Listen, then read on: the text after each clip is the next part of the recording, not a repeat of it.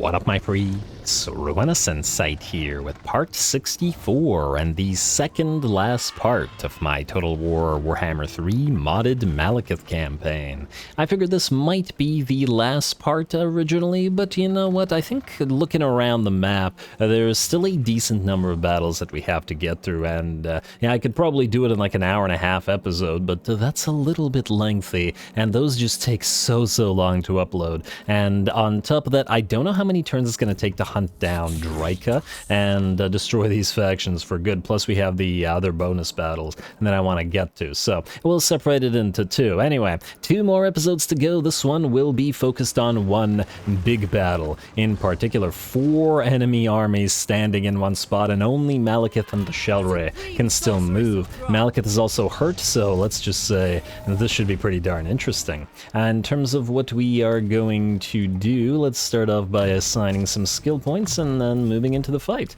Alrighty. What do you want? Ooh, Bride of Cain and Dance of Death. Yes, let's get you a little bit tankier, and Bride of Cain for you as well. Lovely. And that should come in very handy. And we will also want to move you, let's say, right here. Like so. So that you can move in and help Malekith. Malekith himself, whatever, is gonna get a blade shield, and get a little bit of that extra tankiness, because I don't think anything else would be very helpful here to us. His missile resistance is 76 now, and that's pretty darn good, so at least he won't get knocked down as quickly as the dragons, unfortunately, seem to. Orion Poison Blade, you are going to go ahead and grab, let's say, show no weakness, 1% physical resistance. It's not much. You know what? Actually, you have very low melee attack compared to others, so let's get you the Blade Master instead. Next up, Aloysa. Do you have the good defensive stuff? Yes, you do. And I guess we could get you Wild-Eyed for a little bit more attack. Not that I really think we need it. Though, you know what? With us facing off against 4 armies, we're probably going to actually need every single little thing. Make it all count. You can have 1 point in Word of Cain for that little bit of missile resistance, and I believe, just want to double check that you have all the spells. I guess we could also get another 2% in Calming. What if Malekith miscasts? That's not a... Yeah, but you're also so hurt that I'd rather not lose you. You know what? That's fine. And I think that's all the prep we have to do, or all the prep we can do. So you're going to hit Lurin, and we're going to jump right into it. Probably the biggest battle of the campaign. 4 full elite stacks. Now, if this was Gorok's army, or not Gorok, Krokgar's army, for those who watch the Lizardman campaign, I would be very much thinking that, well, the enemy had no chance, mostly because Lord Croak would just explode all of the enemy Wood Elves because he's so obnoxious. On the other hand, though, we do have some decent stuff of our own here, but I do think that this is going to be very dicey. Let's get to it.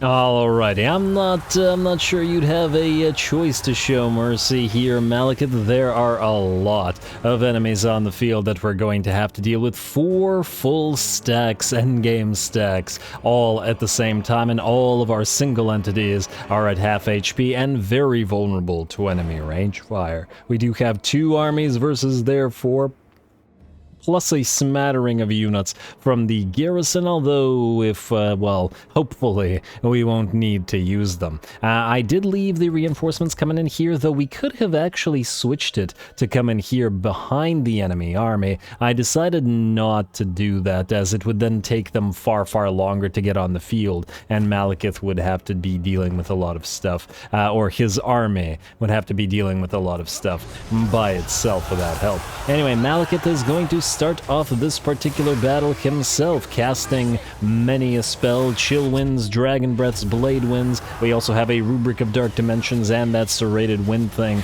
coming in from our Sorceress, just trying to whittle down the forces of the first enemy stack as much as possible before the enemy reinforcements arrive and before they can see Malekith and his army off. In terms of the damage dealt so far, Malekith got 189 kills, which is not too bad in terms of attacking elves, and 44,000 damage. As we can see, the main targets here were the enemy range units. We don't really care about the melee units nearly as much as we do about the range, because the range are the ones that will be the ones that we have to actually be, well, the ones that are likely to kill off our units, let's say. Yeah, over time, the enemy elites usually will be able to bring down our Black Guard, but they should be able to hold ground long enough to at least hold them in place while our damage dealers do the damage. Not that the Black Guard don't do damage, mind you, but, well, certainly it would take them forever to act if it was just them.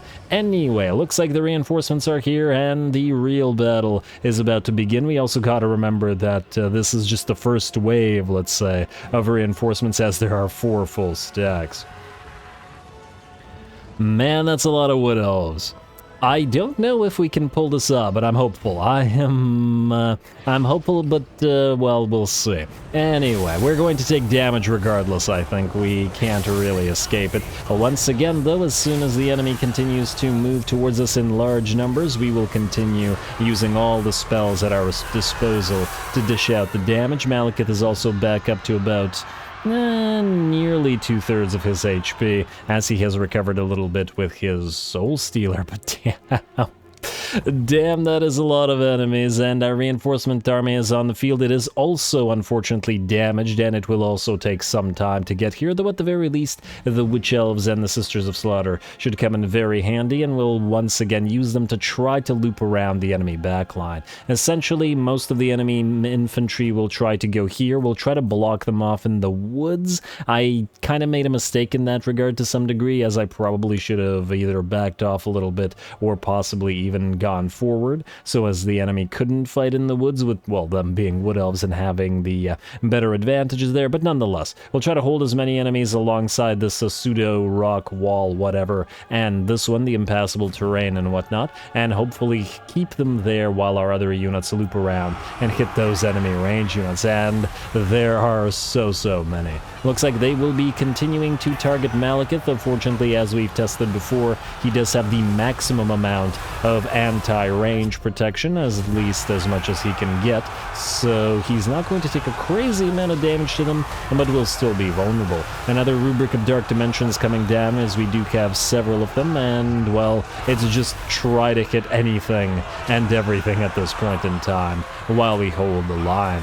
And there we go. The Black Guard are now holding. This is a massive number of Wood Elves coming in, and there's still more moving in as reinforcements as well. The enemy did send its single forest dragon out this way, where it got mobbed by all of our dragons here and the Manticore Lords, though as we've seen before, the Manticore Lords could actually take care of it themselves. Malekith is also right in the middle of the fight, though more or less just running around, or flying around rather, casting spells. Another Soul Stealer gonna come down to keep him nice and healed up, and once again, it's just a matter of trying to hold the line. Another Chill Wind gonna move through, and I believe that was an enemy Chill Wind moving through our own formation. We're gonna counter that with a little bit of bonus damage via the Flaming Sword of Ruin, upgraded in fact, or upcast, and that's a lot of extra damage on our units. Let's see.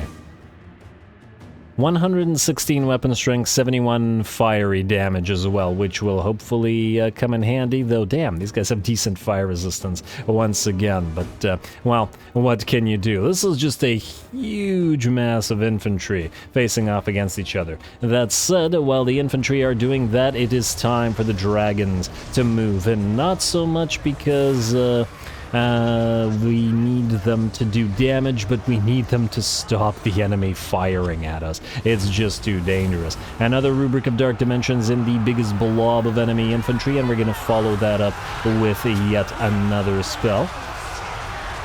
which is, I believe, a piercing bolt of burning. There we go. Combine that with more rubrics, and at the very least, the enemy infantry is starting to be in pretty bad shape across the line. Not that we're coming out ahead completely. The bloody champions are very bloody indeed, and the employees of the month as well. Most of our Blackguard of Naggarond are dropping. They're down to below 25% HP, or down to an absolute sliver of HP. 5, 6, or yeah, I think 6 enemy range units at least are being blocked or engaged by our dragons at this point, and nearly here with the Witch Elves and the Sisters of Slaughter, so they'll be able to start entering the fray and helping out as well. Alrighty, man, this is an absolutely heroic anvil action by the Blackguard, still holding against all of this. Just so many stacks for them. And of course, Malekith fighting together with his Blackguard as well, right in the middle of the fray, trying to go after the enemy elites like the enemy Ancient Treemen and regular Treemen, just the things that all the other units that we have would have a difficult time killing. So many magics flying here and there, everybody's casting, both us and the enemy, and well, and just trying to out-damage each other at this point. It's a very simple battle from a tactical perspective, even if it is a difficult / interesting one. Anyway, it looks like Malekith's gotten even more enemy units to rout, and we're going to cast a Blade Wind right in the middle of them both to ensure that they continue running, as well at the same time as to do damage to them so that they don't come back. We've still got more reinforcements coming in, though the enemy is finally starting to run out of them at this stage. More range units coming in, 6 more, plus these 4, plus 2 more frickin' Treemen, so the battle is by no means over, and our dragons are starting to feel the pain as well. Just like the Blackguard of Naggarond over there, the dragons are at very low HP, slivers of HP, I should say, and we're going to have to move them back, unless they die. It's gonna come down to the wire by the looks of it. Will we be able to damage or out-damage the enemy and force them to rout before our slivers of HP become 0 HP? Fortunately, our Witch Elves and our Sisters of Slaughter have finally arrived and begun said slaughter, engaging the enemy range units, chasing them down, preventing them from firing. Look at all those glorious dragons on the hills there, towering over the enemies, and just in the same way that the enemy was probably hoping to do with their own Treemen. Though they are out, they are firing at the dragons. Hopefully we keep them alive. It'll be sad to lose them. I love watching these dragons work together like this, though. It may not be a dragon doom stack, but it is enough dragons for some very nice and entertaining shots like this. Plus, I've always loved their little pounce animations, because it reminds me of, like, doggos. You get up, pets. There you go. Alrighty, how are we doing otherwise? Pretty good by the looks of it. The Blackguard finally hold off the enemy and overwhelm them, sending them back where they came from. Orion Poison Blade still leading, or just leading, plain leading the forces, but we've had to back off Kuran, who has reached his healing cap and can heal no more. All of these units are essentially moving back now because they have too little HP in order to continue fighting, and I'd rather not them get hit by a set of enemy range units and killed. The last of the enemy reinforcements have arrived on the field, and Malekith is still fighting and still casting his Soul Stealer. Fortunately, the Sisters of Slaughter and the Witch Elves have been really helpful in this particular battle, as once they arrived, the dragons didn't have to continue taking range damage while keeping all those range units distracted. Plus, all the enemy units are too slow to run away from Witch Elves, and we can still chase them down. And thus the Witch Elves have a dual use, both in the battle and then post-battle, in the sense that they are the best at chasing enemies down. It looks like whether the enemy can pull this off is a question that's just about to be answered. The bounce power's at 70%, but I think we've nearly reached critical mass. A few more units get off the field, and I do believe the entire army will chain rout. There's still an enemy lord here, but I can see that leadership dropping. In fact, even Treemen's leadership is rapidly dropping, and I think that's a sign of a chain rout. Ooh. Man, that was very, very close. And damn, those Treemen, they are so... Treekin, rather. They are so freaking hard to kill. You gotta love Treekin, though. And hey, Manticore Lords, you guys have been doing fairly well as well. Did we lose any Manticore Lords in this particular battle? Let's see how much HP they lost compared to everybody else, if I can find them here. They're at 3 out of 4, though I'm not sure whether they had 4 to start the battle off. Anyway, we're going to do our best to chase down the elites. Malekith's going to go after a tree man, and so is the, ooh, nice knockdown Seraphon. So is the set of Manticore Lords, and the other dragon's going to go after another tree man, and, well, everything needs to be chased out. We're even going to have the units that were too hurt to continue fighting to chase down as well. Damn, look at these Blackguard Bloody Champions. 8 units remaining, employees of the month 14, and yeah, well, they've certainly earned their keep. Or they, let's just say Malekith will let them live to continue to serve him for at least another day. They've earned that, if nothing else. Fantastic battle, though, and probably the hardest battle, and, or at the very least, the biggest battle of this campaign.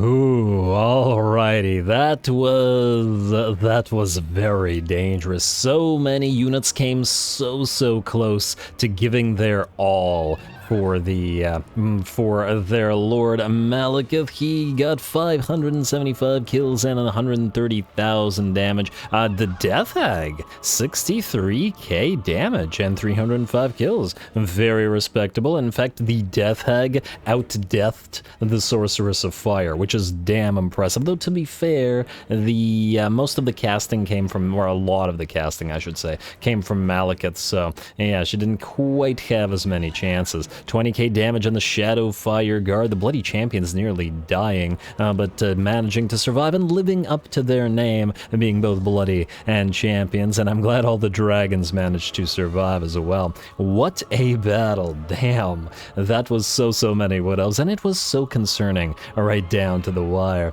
Also, during the middle of the battle, I accidentally clicked that little lock button that allows you to see the health bars of units, and I was like, what the heck is going on? Oh, I was panicking hard there, because then I was just essentially not even watching the battle as much as watching the UI, just to see who's hurt and just backing off a bunch of units. But anyway, I digress. 'Twas a nice battle, is what I'm getting at, and we got paid 42,000 gold for it, and damn well did we earn it. Enslave those units as best we can. Decent amount of them will back off. Let's see how far and where in particular. Malekith's probably going to have to hit up the Oak of Ages to, well, not get any further damage on him. And, you certainly walked away. Alright, you're going too close with Findal, unfortunately, so we're not going to be able to reach you. Scroll of Shielding, Elf Servant, Envoy. Not that we need any more envoys, but, well, I suppose that'll prevent potentially more enemies from declaring war on us. I guess we could, we could do it just so that nobody interferes with our hunting of Draco or something like that, you know? How much do factions like us right now, by the way? 120 rulers tolerance. It's pretty insane. I mean, we are the shield of civilization, but at the same time, all the factions are at war with each other. They hate each other, but they all love us. Every single faction, from Scarbrand to the Lizards to the followers of Nagash, the other Tomb Kings, everybody loves us. Except the Orcs, I guess, but, well, we've been annoying the Orcs for quite a while and allied with all of their enemies. It's pretty neat. Anyway, Malekith, you, I believe, cannot reach in. Oh, you could actually reach Lurin and take these two out, but the question is, do we do it with you? You are very hurt, although probably not so hurt that you can't kill off a few of these little miner stacks. I guess another question is, where can the Shellray reach? It would be lovely to draw out all of these armies without drawing in the Crags of Findal, meaning, if we go after Gurko here, Gurko will allow us to draw 3 armies, 3 damaged armies by the looks of it, and then maybe we can take out Lurin with Malekith then?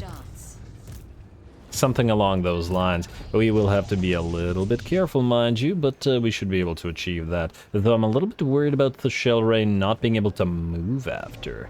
That would be concerning, because Findal does have a full stack, but there also isn't anything we can do about it. So, the Shell Ray, let's level you up and then we'll hit that army. And I guess Vil'jin is still alive as well.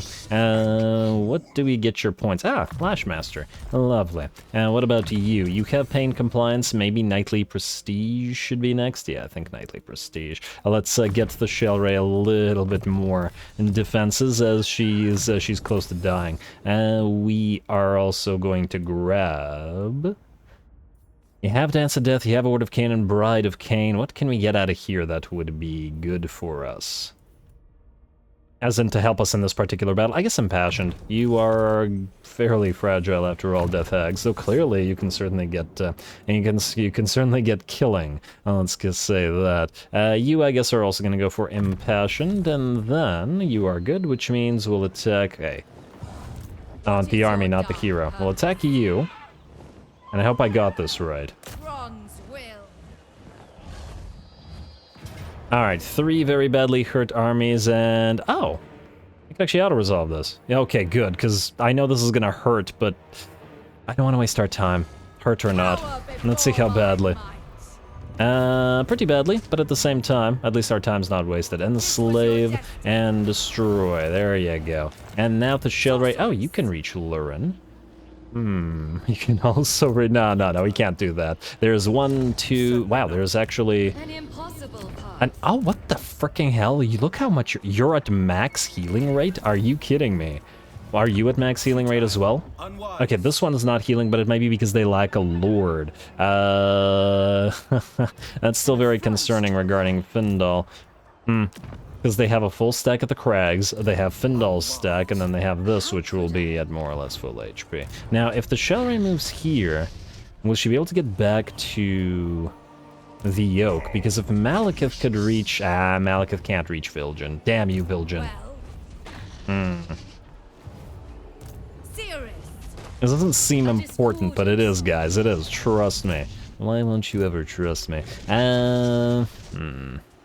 Malekith or the Shell Ray? I'm gonna try it with the Shell Ray. I'd rather auto-resolve her, and I don't trust the auto-resolve killing Malekith's dragons off, you know? Do it. And... okay, we can auto-resolve. Fantastic. I hate fighting these little remnant armies, and okay, yeah, that really hurt the single entities, but 'twas worth our time. You can hopefully now go into... you can't go into March Stance. Well then, that is a crying shame. But there's nothing we can do about it, let's just hope you don't get attacked and killed by something. Though damn me if I know what. You're gonna go here, and at the very least you'll be in range of this, and you should be able to heal up. Malekith, you cannot reach any enemy, but you can stay here and go into raiding stance, I think, beside the Shell Ray. Raiding just to heal up a little bit more, although I think you're basically at max anyway. Go right, okay. It's really difficult getting the proper camera angles in Athalurin. Stupid garbage trees. Alrighty, and Oak of Ages. Right there. And we'll have Mave take care of... Wait, Malekith, are you actually close enough to draw the tree out if somebody attacks you? I think you are. Good, very good. Alright, now what we want to do. Vil'jin, we're going to block the army here. Like so. And then, we're going to block Iskura with you. And... I wonder where you'll go or what you'll do based off of that. And then we will block Findal as well. Block armies coming in handy.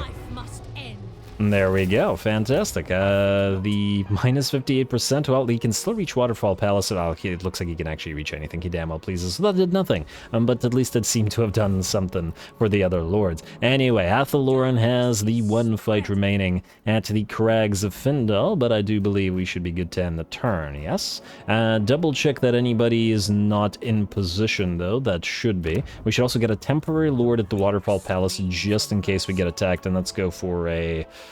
I'm gonna have to go with Lore of Dark Magic. It's been pretty effective. That Blade Wind, oh, you gotta love that Blade Wind.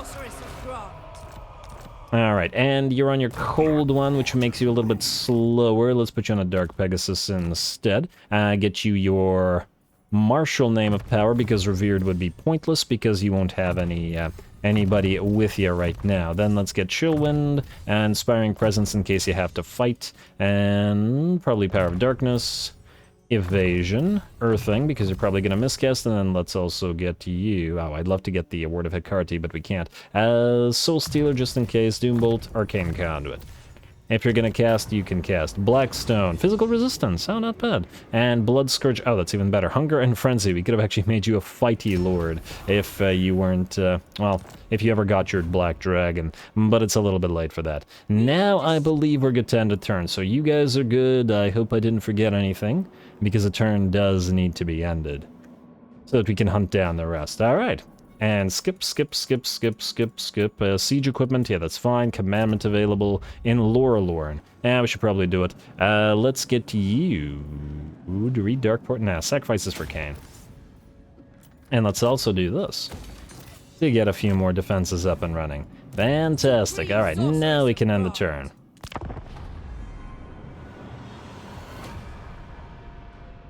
Alright, let's see what they do based off of this. Man, that was a heck of a battle, though. Alright, Rebellion in the Wolflands. I don't even know where that is. Lord Scroll, are you going to declare war on us suddenly? Now you want a defensive alliance. Well, I did say pretty much everybody loves us. It feels so weird. Malekith is like the anti... I don't know.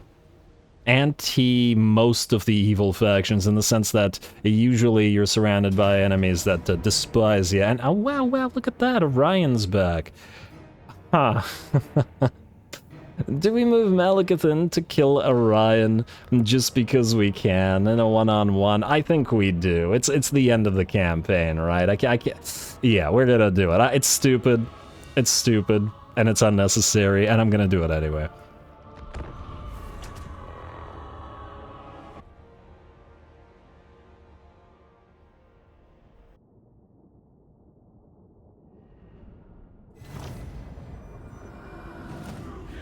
Show no mercy.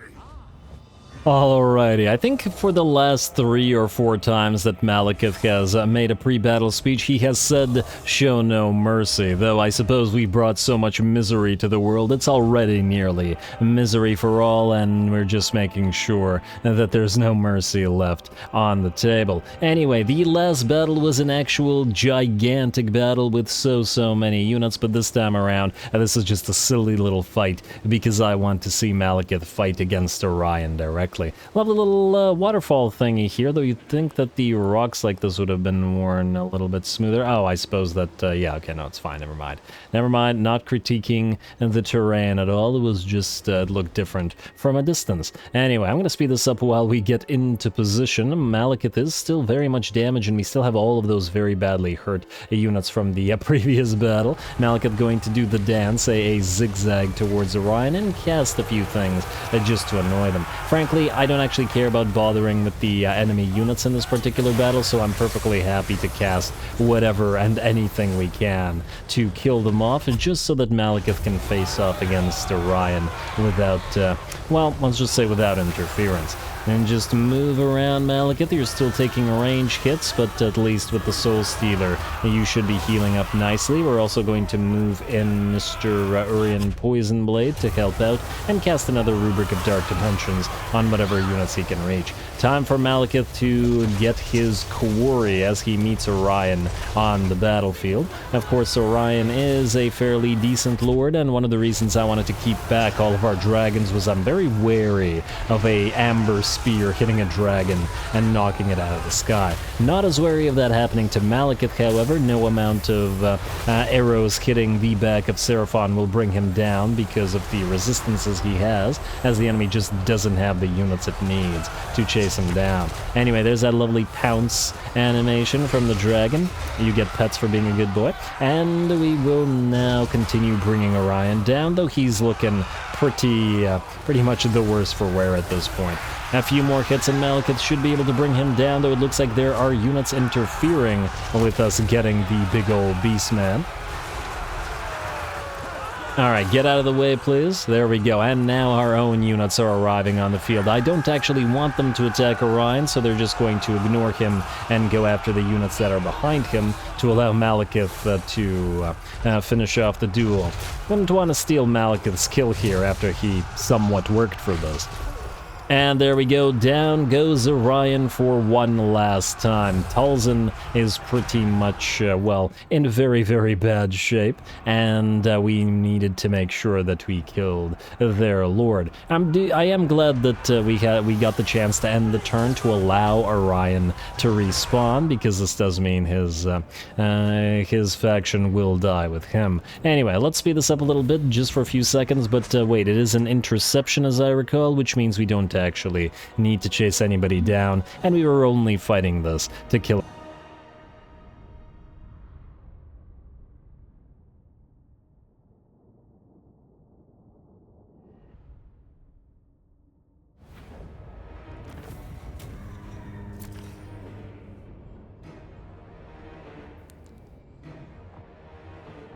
Alrighty, by no means what I would call necessary, but it was fun, and Malekith got to both duel Orion and deliver the killing blow. It seems very appropriate considering it is the end of the campaign and the Wood Elf run, so without killing Orion, it would have been unfortunate. Lewin probably wants something joint war against the Fecondites, completely unnecessary. At least at the current time. Lorelorn is going to... Oh, this is their last little army. Don't care about the settlement garrison. Oh, it'll kill our Flamespire Phoenixes. I mean, I guess we could see the Shades with dual weapons in action one more time, couldn't we? Alright, well, one more battle then. At least this episode. Here we go. Shades? Yeah, Shades.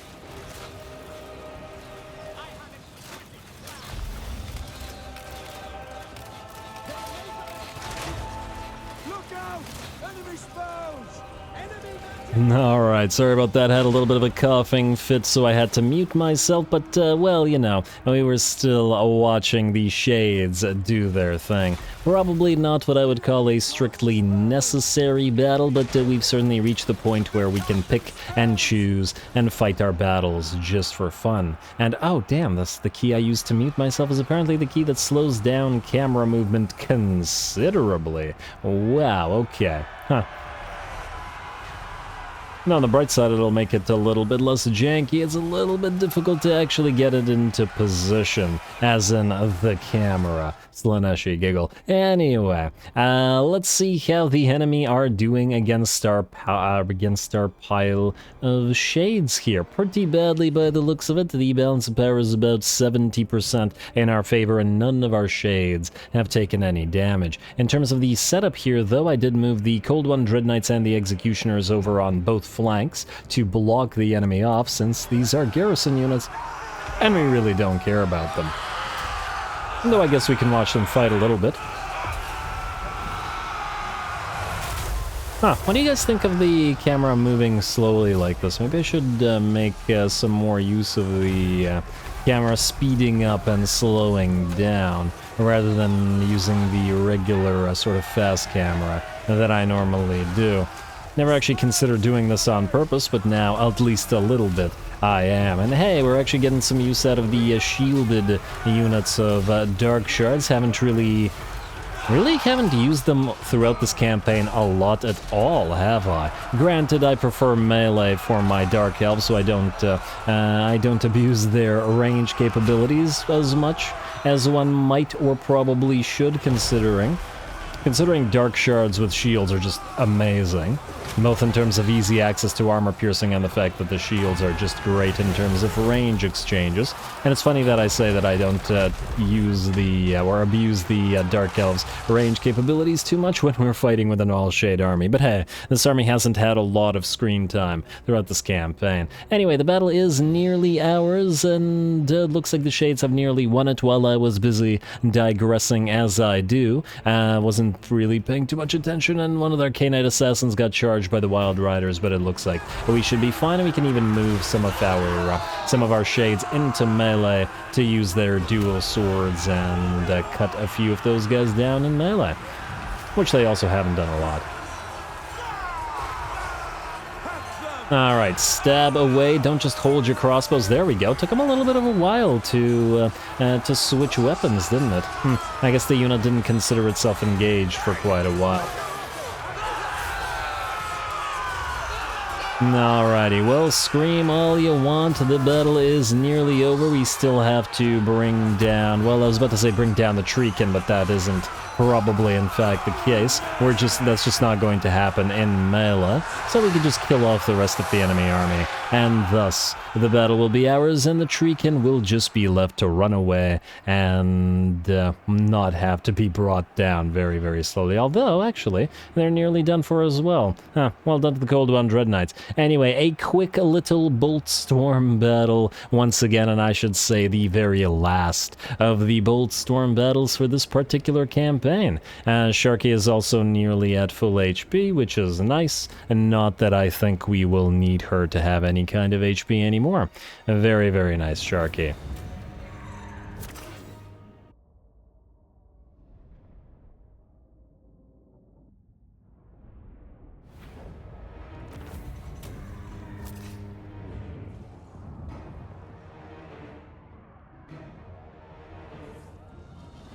Alrighty, very nice little battle. One of the Knight Assassins did get badly beat up, but that's hardly surprising as they're extremely fragile, and mostly I was just watching the Shades and not really controlling that particular battle. And they even got to fight in melee a little bit, which I am happy about, as they don't get much of a chance to do that. Anyway, Enslave. Enslave and Lorelorn will survive, but just barely. Looks like we can auto-resolve this here, and our Phoenixes will not, in fact, die, so great for Mave here. Auto-resolve it. Alright, yes, cower before Mave's might. And, alright, that was it for the enemies that will move. Oh, look, torture them to death. You know what, we've had some new captives, let's torture them to death. Punish everyone. You know what, we don't need it, but I feel like, you know what, we're winning, punish everyone.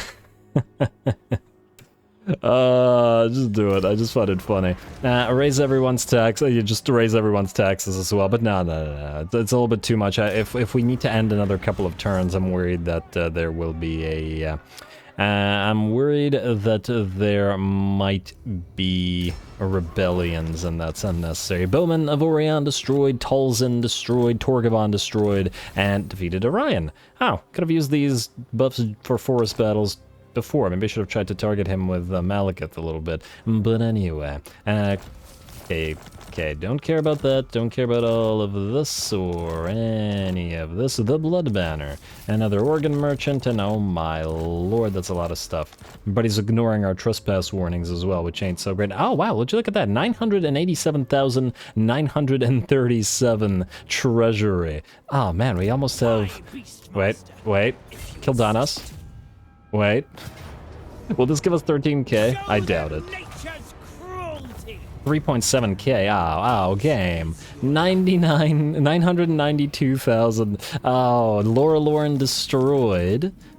Alright, and victory conditions, and then there were two. A Wargrave. Well, it'll soon be a Wargrave. A Wargrave of Woe and a Vidria, the two W's. And Drika has returned to Edgig, which maybe we'll try to hunt her down with Crone Hellebron, but it looks like we won't be able to reach her in one turn with anybody, which means we'll need to end the turn again. Annoying, but well, what can you do? Move through allied territory and then try to go to Adgig, there, Crone, Hellebron. Bane Kane marked go to Beckhofen, and just auto-resolve it there, just so that it doesn't exist anymore. And then these guys will have 2 territories remaining. We just gotta remember or make sure to surround. Drika occupied.